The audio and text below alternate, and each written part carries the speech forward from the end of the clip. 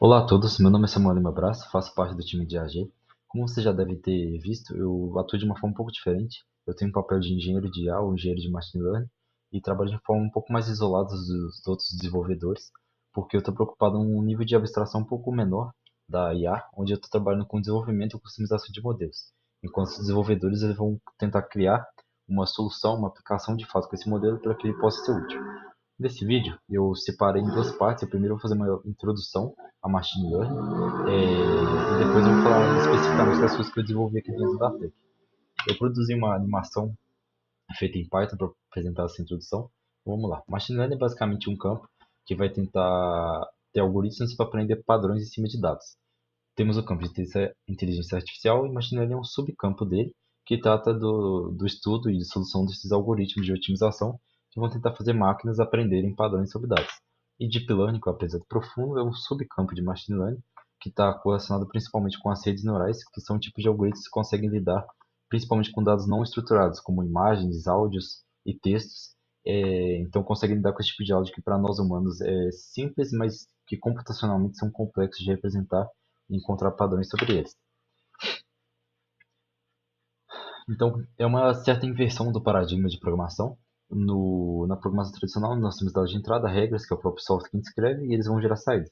No Machine Learning, a gente tem dados de entrada, exemplos de saídas, e o próprio algoritmo, a própria máquina, vai tentar descobrir as regras e os padrões que correlacionam as entradas e saídas.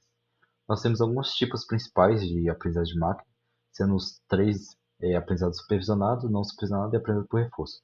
O supervisionado, ele utiliza dados de exemplos de saída para conseguir gerar algum tipo de aprendizado sobre aqueles dados. Então, você pode pensar, por exemplo, quando no ensino brasileiro, por exemplo, que geralmente as pessoas são induzidas a fazer cópia ou decorar uma certa matéria, onde você vê um dado de entrada, por exemplo, um exemplo, e você vê o dado de saída. E você tenta correlacionar eles, tenta encontrar algum padrão que correlaciona essa entrada e saída, e por uma repetição ali de visualizar essa correlação, você aprende o padrão ali. O aprendizado não supervisionado não existe exemplo de saída, é puramente os dados, e o algoritmo vai tentar encontrar algum padrão nesses dados, geralmente é utilizado em algoritmos de agrupamento e limpeza de dados. E o aprendizado por reforço é algo relacionado ao ambiente. Você pode pensar numa criança, um bebê, que vai estar em um certo ambiente, ele é o agente, ele vai tomar ações e baseado nas reações que ele tem com esse ambiente, seja de punição ou de recompensa, ele vai aprender quais são as melhores ações naquele ambiente. Igual uma pessoa comum vai tomando ações ali e aprendendo o que ele deve fazer ou não em determinado ambiente. Os três são bem difundidos no mundo de IA, sendo o aprendizado supervisionado mais bem desenvolvido. Falando de dados, que é basicamente a base ali de machine learning, como os modelos sempre vão aprender baseado nos dados de entrada, se os dados forem ruins, eles vão ter saídas ruins. Então, nós precisamos de dados de qualidade e geralmente os dados vão ocupar a maior parte do desenvolvimento de um projeto de machine learning, porque é difícil você ter uma coleta de dados que representa de forma a realidade de que o modelo vai atuar e ter dados de qualidade que consigam abranger todos os cenários possíveis. Nem sempre é possível fazer isso. E é muito fácil você ter ruídos nesses dados. O pipeline normal é você coletar, fazer limpeza, transformação para entrar no modelo, a divisão entre treinamento, teste e validação, que é bem importante. Os dados de treinamento vão servir para o modelo de fato tentar encontrar os padrões, e o teste é literalmente para testar o modelo, para ver que se ele, para testar a capacidade de generalização daquele modelo, que é ele vê um dado que ele nunca tinha visto antes, e ver se ele consegue ter um desempenho ok.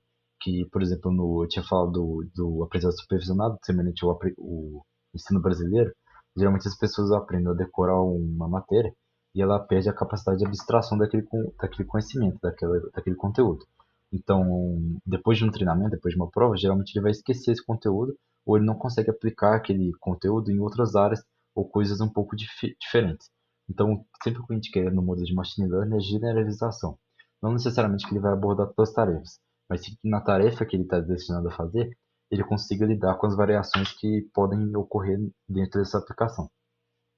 Vou falar um pouquinho rapidamente dos diferentes tipos de dados. A gente pode ter dados tabulares, que vão ser características de uma saída final, que a gente quer lidar com esse dado.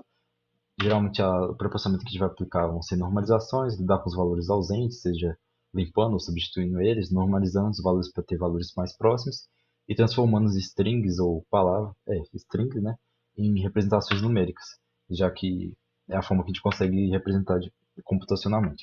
vão estar relacionadas a tarefas de classificação, regressão ou também agrupamento. Dados de imagem, a gente vai transformar imagens em matrizes, seja em grayscale, que vai ser uma matriz única, ou também imagens coloridas que vão envolver os três canais RGB, então vão ser três matrizes estacadas sequencialmente. Geralmente os proporcionamentos relacionados à imagem é o redimensionamento, colocar as imagens do mesmo tamanho, normalização, transformando os pixels de 0 a 255 a 0 e 1, provavelmente.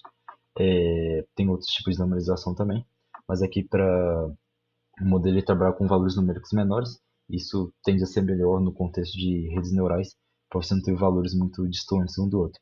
Temos aumento de dados, eu coloquei aqui no contexto de imagens, mas isso é aplicado para qualquer tipo de dado, seja áudio, imagem e tabular, que é basicamente você criar variações dos dados que você já tem. Como eu tinha falado, é difícil você ter dados que representem todos os cenários possíveis. E para que o modelo consiga tentar encontrar mais padrões, ou seja, ele vai ficar vendo exemplos ali, é bom a gente construir alguns tipos de variações. Porque uma imagem, por exemplo, de 640 por 640 RGB, vão ser mais de 1.200.000 números, imagens, valores ali, informação.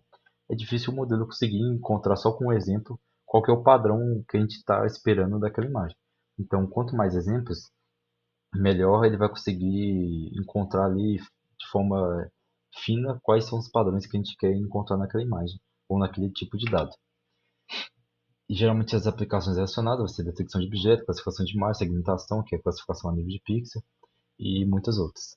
Texto geralmente vai envolver uma série de preprocessamentos para transformar texto em uma representação computacional, uma representação numérica. A gente pode usar o one-hot encode, cada palavra vai ter um número destinado para ela.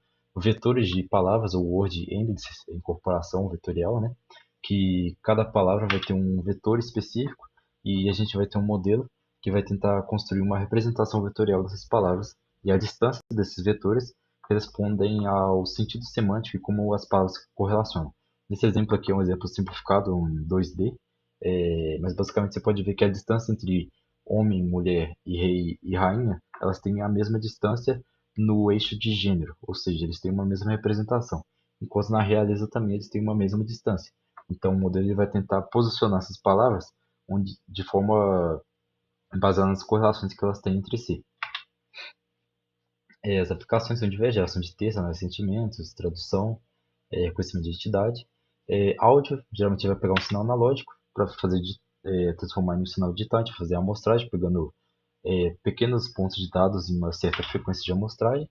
A gente pode fazer uma transformação e representar isso no domínio da frequência através da transformação de Fourier.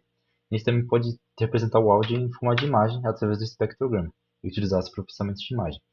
Geralmente, o áudio vai envolver a eliminação de ruído, normalização, tem uns parâmetros de amostragem que vai variar como vai ser o processamento de áudio. Geralmente vai envolver a redução de ruído, os parâmetros de amostragem, a extração de características. A gente pode, em vez de utilizar o áudio bruto, extrair características dele e transformar talvez em um dado tabular ali com as principais características do áudio. A gente também pode normalizar ele ou fazer um certo clipe de amplitude. E aí vai ter uma série de aplicações envolvendo o áudio. Os algoritmos, que é uma outra base de machine learning, eu tinha citado os três tipos de aprendizado aqui. Um dos principais algoritmos de aprendizado supervisionado é a regressão linear, a regressão logística e a árvore de decisão.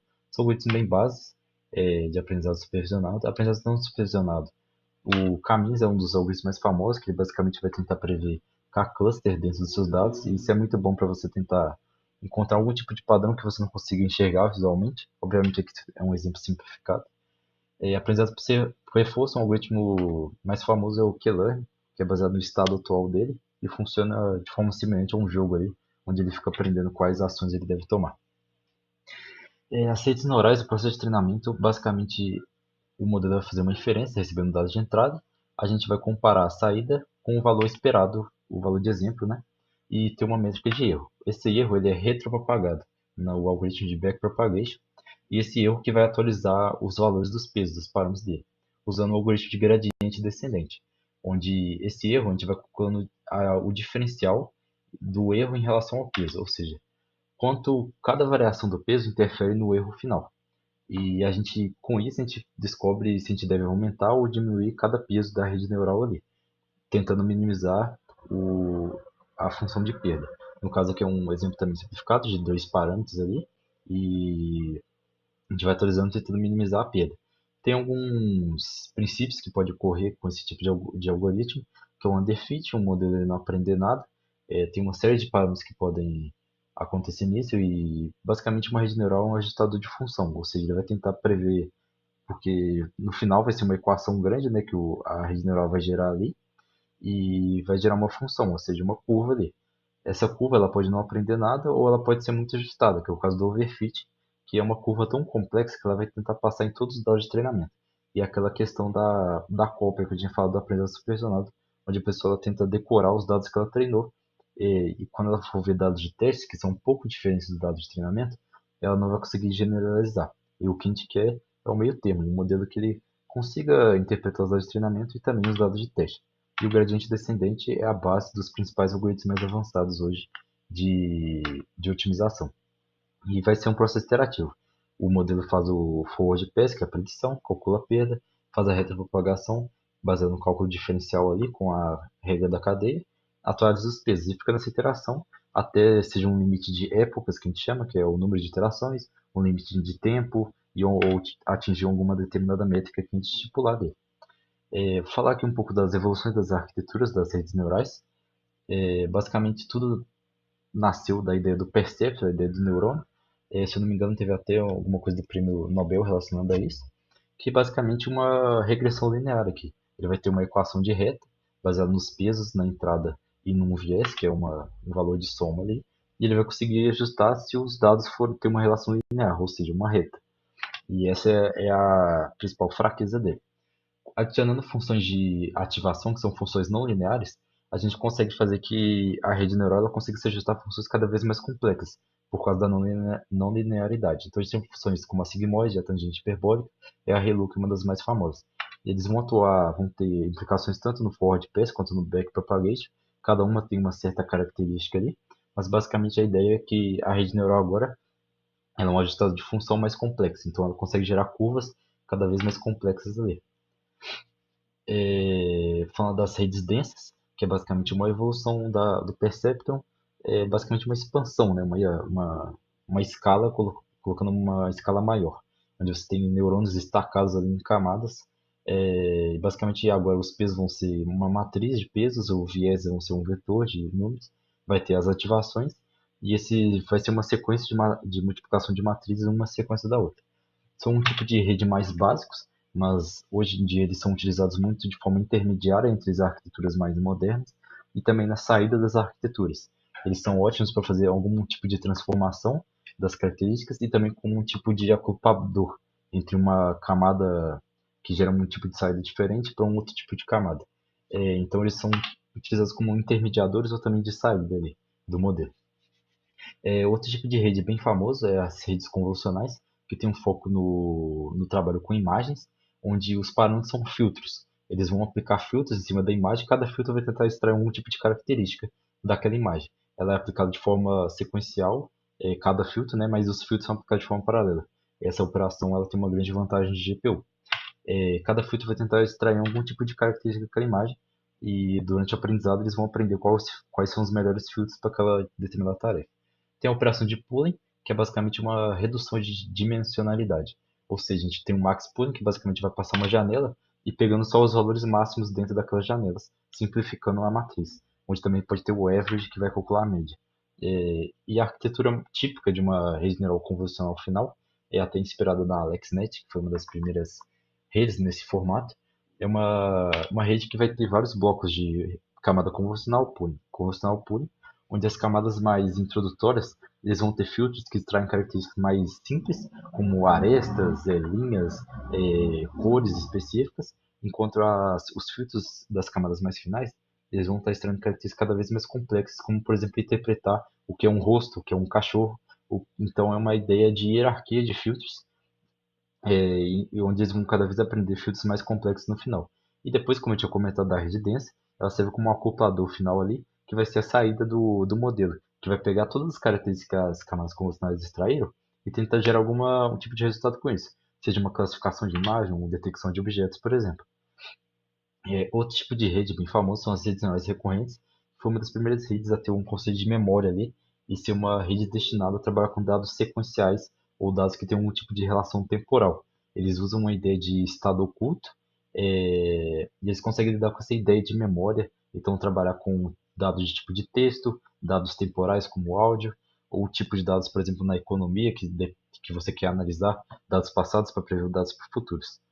Só que ela tem uma grande limitação relacionada à memória dela, ela não consegue ter uma memória muito grande. Com isso vem as arquiteturas Transformers, que utilizam os blocos de atenção, que foi uma grande revolução de Deep Learning mais recente.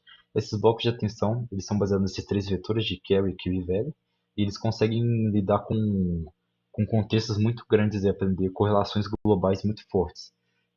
São arquiteturas muito robustas e que também precisam de um processamento paralelo muito grande, igual às redes convencionais. Então, eles têm grandes vantagens em arquiteturas de GPU, em hardwares que têm processamento paralelo. E como eu tinha falado, eles conseguem lidar com essas dependências de um longo alcance. E as arquiteturas Transformers são a base para os LLMs, os Large Language Models que nós temos hoje, ou também os multimodais que temos hoje. Que aliás eu vou falar deles aqui. Basicamente, hoje nós temos modelos que conseguem lidar com todos esses tipos de dados ao mesmo tempo, ou de forma separada, depois de fazerem uma fusão. E temos modelos cada vez maiores, com bilhões, bilhões e até trilhões de parâmetros ali. Então, basicamente é isso. Falando do ecossistema de Machine Learning, aqui é só uma animação legalzinha de modelos, algoritmos, dados, experimentos, otimização e avaliação. E assim a gente junta, né, transforma em um projeto de Machine Learning, vamos dizer. Aí tem uma animação incrível, sucesso da integração, armazenagem de todos os componentes. Falando das ferramentas que geralmente utiliza, Python e C++ são das principais linguagens de programação. R e Julia também são utilizadas em alguns contextos mais específicos. Bibliotecas como o NumPy é ótimo para operações vetoriais, Pandas para manipulação de dados, SciPy e Scikit-learn são um conjunto de bibliotecas que têm uma série de algoritmos de machine learning presentes, já implementados. No contexto de Deep Learning, os principais são o TensorFlow, que é um algoritmo aberto do Google, o PyTorch, que é uma biblioteca aberta da Meta, ou da antiga Facebook. Temos o Keras, que na verdade é uma integração entre backends ali, e que simplifica o uso delas. E também temos o JAX, que é uma linguagem um pouco mais diferente, e na verdade é uma coisa bem específica para Deep Learning ali. E aqui você vê o poder do open source. Sem essas ferramentas, a gente provavelmente estaria muito atrasado no desenvolvimento de IA. E as grandes empresas tiveram a visão de abrir esses softwares internos que eles tinham. Os hubs de modelos, Hugging Face, TensorFlow, onde as pessoas podem compartilhar os modelos que elas criam. As empresas desenvolvem grandes modelos, modelos muito bons, e compartilham de forma aberta, onde as pessoas podem baixar esses modelos. E aí você tem plataformas, né, que possam tratar com esse tipo de dados, dados muito grandes, robustos, de forma segura e avançada. O Hugging Face, na verdade, ele é até uma plataforma de um ecossistema de bibliotecas, onde ela tem a principal biblioteca chamada Transformers, que é a biblioteca onde está implementado quase todos os modelos de arquitetura de Transformers, como os LLMs e multimodais. E, na verdade, a arquitetura de Transformers e o bloco de atenção, ela vem sendo aplicada em quase todo tipo de cenário de Deep Learning. Então, Hugging Face vem ganhando uma grande notoriedade no cenário open source aí. Temos também ferramentas de visualização, geralmente a gente vai gerar vários gráficos e para a gente conseguir visualizar os experimentos. Tem também ferramentas de plantação para a gente conseguir fazer uma inferência mais rápida com esses modelos. E também MLOps, que é a gestão do ciclo de vida de Machine Learning, onde a gente vai tentar lidar com o versionamento de modelos, o versionamento de dados. Isso também foi uma grande dificuldade aqui em mim, que depois a gente vai falar. Dificuldade minha é foda. Que a gente vai falar um pouco mais depois, mas tem ferramentas como NLFlow, Weights and Bias, DVC, que podem até atuar juntos para criar um sistema complexo de Machine Learning. E a gente vai ter uma série de ferramentas para cada etapa ali de Machine Learning, de treinamento, coleta de dados, avaliação e implementação. The Art of Machine Learning Engineering. Eu então criei essa animaçãozinha aqui com uma linha, uma biblioteca aberta em Python. Foi meu primeiro caso do curso, eu não tinha usado ele até então. A animação gerou mais de 5.800 linhas, então o curso conseguiu me ajudar muito. Eu espero que essa animação tenha conseguido ajudar vocês a visualizar um pouco e essa introdução tenha sido um pouco útil. Falando então um pouco o que eu desenvolvi até então aqui dentro da Tech para vocês. Eu, eu entrei ano passado, 6 meses, não, mais de 6 meses atrás, no final de julho ali do ano passado, e eu já comecei entrando nesse ramo de customização de modelos. Meu primeiro caso foi o estudo de fine-tuning de LLMs, onde eu estudei técnicas de fine tuning eficiente, onde a gente conseguisse treinar modelos. Na época a gente não tinha nenhum, pelo menos eu não tinha acesso a nenhum tipo de recurso de hardware muito potente, então eu utilizei ferramentas gratuitas onde eu podia utilizar ele por algumas horas, ter acesso a GPU, algum tipo de recurso desse tipo. Então eu comecei a estudar como a gente poderia ajustar esses modelos, esses grandes modelos LLMs de forma eficiente. E esse trabalho, que foi meu primeiro trabalho, gerou nosso primeiro artigo no AI News, que é ajuste fino de modelos Transformers através de técnicas PEFT. É um artigo bem completo, eu recomendo até, assim, não querendo me vender, né, mas eu recomendo as pessoas lerem, porque aqui eu trato desde do que é fine tuning, do que é arquitetura Transformers com mais detalhes do que eu tinha apresentado aqui, o que é o ajuste fino, além do pré-treinamento, porque os LLMs eles geralmente passam por uma etapa de pré-treinamento, onde eles vão basicamente conseguir interpretar as palavras, igual aquela na animação lá que eu tinha colocado de Word Embeds, onde eles tentam colocar uma representação vetorial, é aí que o modelo vai tentar aprender. E essa é a parte mais custosa, onde as empresas investem milhões de dólares, milhares de dólares, com basicamente todos os dados da internet presentes. E depois nós temos o Fine Tune ali, que basicamente vai pegar esse modelo, esse monstro, e tentar ajustar ele para fazer uma tarefa bem mais específica. E a gente consegue fazer isso de forma eficiente, porque os modelos têm bilhões ou até mais de parâmetros, e a gente tem algumas técnicas mais eficientes. E aqui foi um artigo que eu fiz de forma prática, testando diferentes métodos de fine-tuning eficiente, mostrando que a gente conseguia ter um resultado muito legal, treinando cerca de 1% ou menos de parâmetros dos modelos. Também isso gerou um outro artigo, que foi um artigo, esse aqui eu publiquei de forma separada, mas basicamente foi uma fundamentação para aquele outro artigo prático. E aqui eu estudo mais de forma teórica, todos não, mas pelo menos os mais modernos daquela época que eu tinha feito estudo, de técnicas de fine tuning eficiente. E aqui eu descrevo de forma bem mais técnica e teórica também, de como esses algoritmos funcionam, e foi meio que uma revisão bibliográfica dos principais trabalhos que tinham nesse método. Foi bem legal, vai ter uma certa relevância aqui no Hugging Face, que, como eu tinha falado, né, mais um ecossistema do que só um hub de modelos, e as pessoas podem compartilhar o que elas fazem aqui. E eu também publiquei ela em português no Medium. Eu estou falando dele aqui, como eu tinha falado, foi um primeiro trabalho que eu tinha feito no meu estágio, né? Mas no ano passado, mas eu estou mostrando aqui porque ele teve um papel bem importante desde minha entrada aqui, porque eu entrei e foi sempre uma evolução. Eu nunca tinha mexido com arquiteturas transformas ou modelos de IA generativa. Eu tinha contato com o universo do Deep Learning, eu já até tinha criado minha própria biblioteca de Deep Learning em Java, então eu adorava mexer nos algoritmos por trás mesmo, estudar, só que eu nunca tinha mexido com esse tipo de modelo, e já era a coisa meio que mais moderna que existia ali. E fazer isso de forma eficiente, sem recurso computacional, era difícil, mas deu certo. E aqui foi uma experimentação mais depois que eu fiz, onde basicamente peguei um modelo de 3 bilhões de parâmetros e fiz ele ter uma performance quase equivalente ao GPT-4o. Aí, esse gráfico, em vez de que mostra o modelo ele sem ajuste, e depois ajustando cerca de 1% dos parâmetros, que vai corresponder a alguns milhões aí, ele consegue atingir quase a performance do modelo do GPT-4o. Esse aqui foi um caso de sumarização, onde a gente pegou dados e eu usei os próprios saídas do GPT para treinar esse modelo. E isso aí foi importante porque foi a primeira vez que eu tive esse contato com esse tipo de modelo e a gente conseguiu ver que era possível treinar esses modelos e não eram monstros incontroláveis ali. Depois eu trabalhei com casos de detecção de assinaturas, eu acho que todos vocês viram, né, porque teve uma certa repercussão isso. Foi um caso que veio da Allianz e o Marcos me passou essa tarefa de tentar desenvolver um modelo para classificação de detecção de assinaturas para automatização de processamento de documentos. E foi o nosso primeiro projeto end-to-end, onde foi desde a coleta de dados até implantar e a gente conseguir mandar pegar a inferência do modelo igual a gente faz com os modelos servers que a gente tem hoje aí. Foi muito legal, teve uma repercussão muito boa. Não é um modelo tão complexo, mas teve uma repercussão legal. A gente publicou ele no Hugging Face e ele tem hoje 3.500 downloads. Eu escrevi um artigo bem completo dele, em inglês e em português também. Fiz uma demo dele no Hugging Face, onde as pessoas poderiam testar esse modelo aqui de forma gratuita, esse conteúdo roda de forma gratuita. E tivemos o artigo que teve uma grande publicação, porque uma engenheira do Hugging Face, ela recompartilhou esse artigo, como one of the most end-to-end blogs in Applied ML Problem. Eu fiquei muito feliz com isso porque, como eu falei, eu até atuo de forma individual aqui, então também é um pouco difícil eu validar meu próprio trabalho. Assim, além dos resultados que eu apresento para o time de AG e podem parecer bons, eu fico desconfiado se meu processo de trabalho ele está sendo bem feito de forma correta mesmo.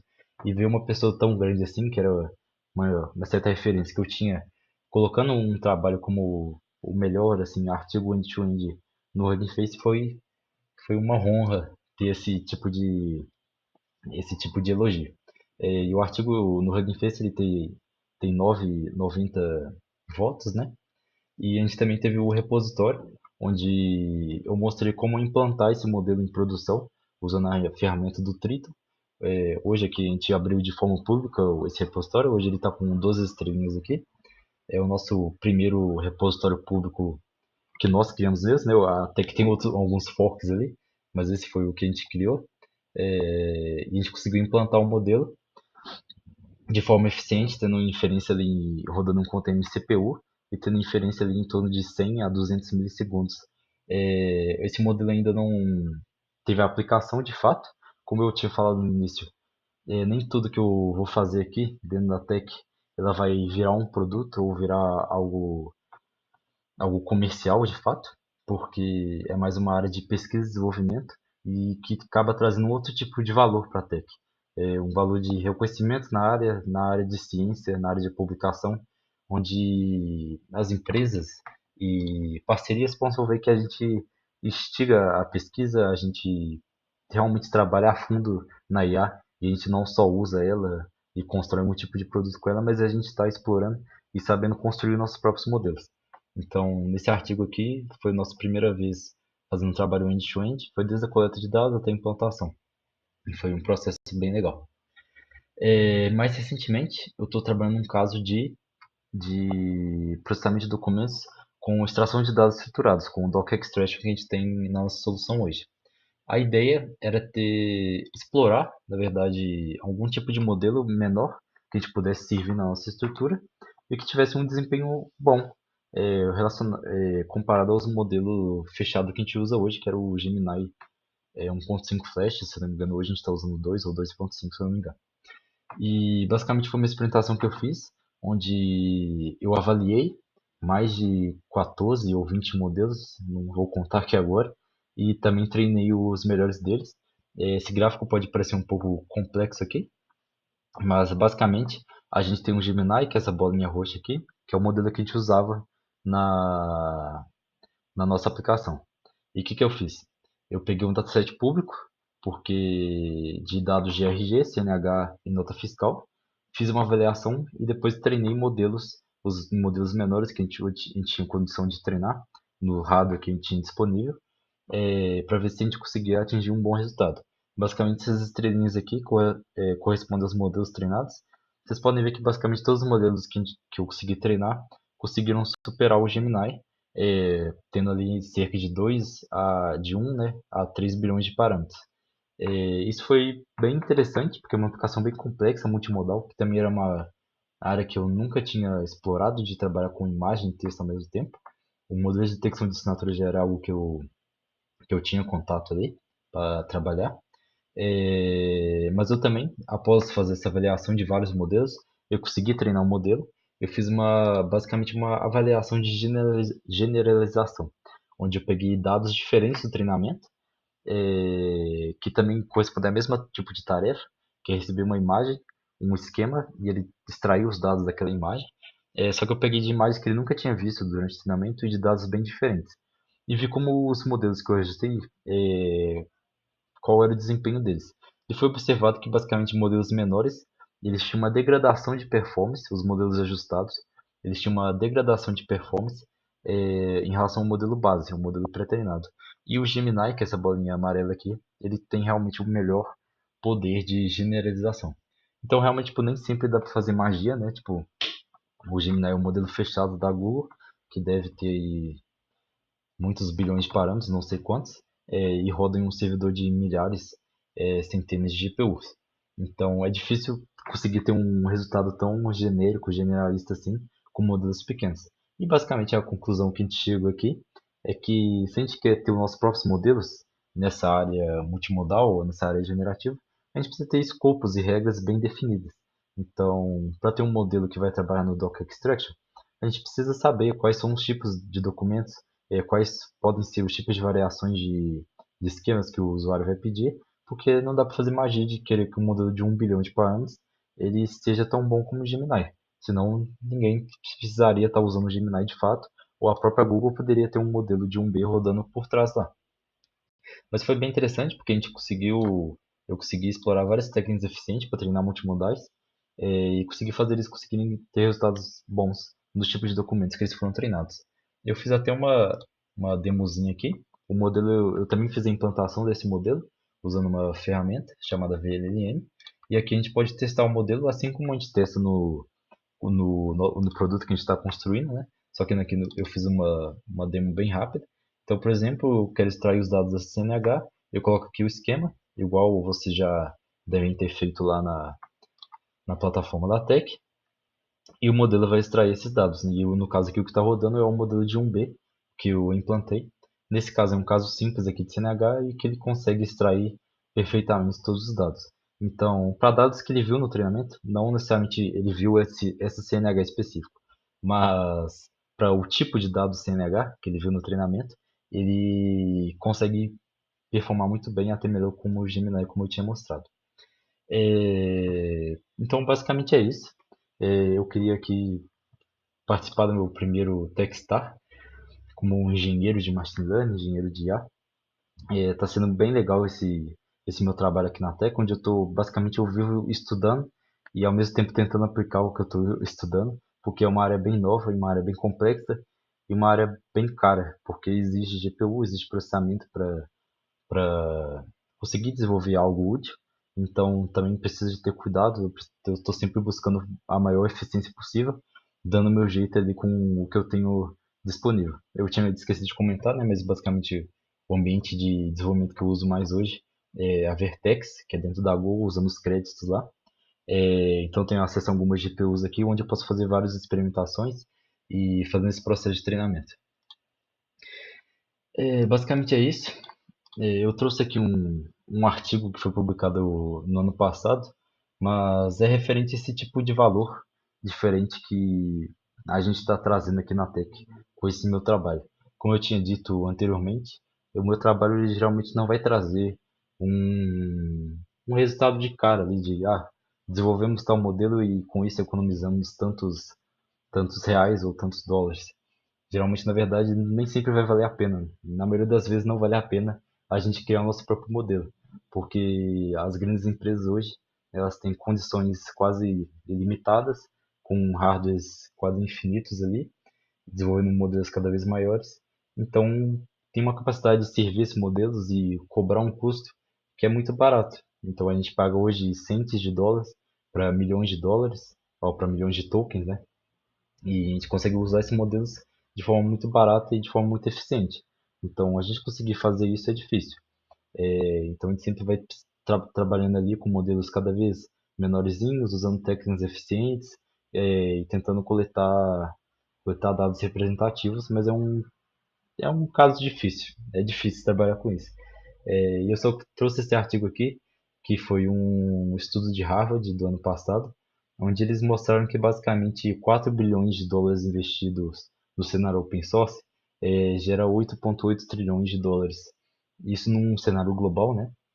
E que empresas levariam cerca de 3,5 vezes mais tempo se o cenário de software open source não existia. Isso é muito mais forte no cenário de IA, onde as coisas são muito mais exclusivas, onde só quem tem acesso a recurso computacional consegue desenvolver.